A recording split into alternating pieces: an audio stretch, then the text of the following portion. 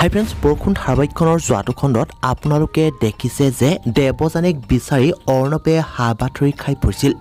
ইফালে অৰ্ণৱে ক'তো বিচাৰি নাপায় আকৌ ৰত্নাৰ ওচৰত বিচাৰি অহাত দেৱযানী যে ৰত্নাৰ কোনো নহয় বুলি কয় আৰু যে নিজৰ হোৱা হ'লে এনেকৈ এৰি থৈ নগ'লহেঁতেন বুলি কয়।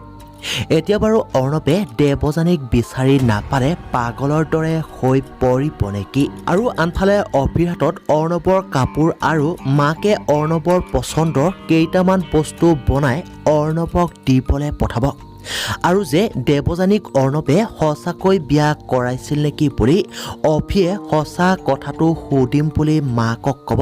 আৰু আজি ৰাস্তাতে বহি মাকৰ হাতেৰে বনোৱা বহুত দিন একো খোৱা নাই বুলি দি পঠোৱা গোটেইখিনি অৰ্ণৱে খাব। এতিয়া বাৰু অভিয়ে অৰ্ণৱে সঁচাকৈ দেৱযানীক বিয়া কৰাইছিল নেকি বুলি সুধিলে অৰ্ণৱে বাৰু কি উত্তৰ দিব? গতিকে এই সকলোবোৰ জানিবলৈ চাওক বৰষুণ ধাৰাবাহিকখনৰ আজিৰ সম্পূৰ্ণ খণ্ডটি।